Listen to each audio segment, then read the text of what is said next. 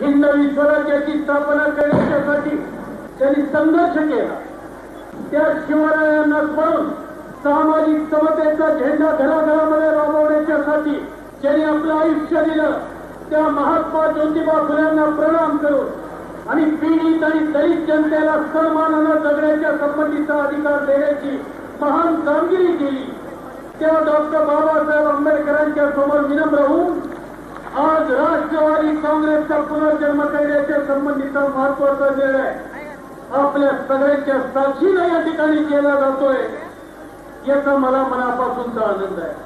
मदद नहीं सिखाता आपस में वही रखना, हिंदी है हमारा वतन, हिंदुस्तान हमारा, हा आमचा मूलभूत विचार आहे। इतर सगळ्या जातीच्या आणि धर्माच्या लोकांना बरोबर घेऊन आज पुन्हा एकदा नव्यानं महात्मा गांधीचा विचार घेऊन तुम्हा सगळ्यांच्या साक्षीने हा राष्ट्रवादी काँग्रेस पक्ष सबंध देशाच्या कानाकोपऱ्यामध्ये जाण्याच्यासाठी आजपासून मार्ग चोरतोय। तुमच्यातल्या वडीलधाऱ्यांचे त्याला आशीर्वाद पाहिजे, सर्वसामान्यांचा पाठिंबा पाहिजे आणि तरुण पिढीने आपल्या खांद्यावर ही जबाबदारी घेतली पाहिजे, आया बहिणींनी त्याला साथ दिली पाहिजे। हे आवाहन करण्याच्यासाठी आज मी आपल्या सगळ्यांच्या समोर उभा आहे।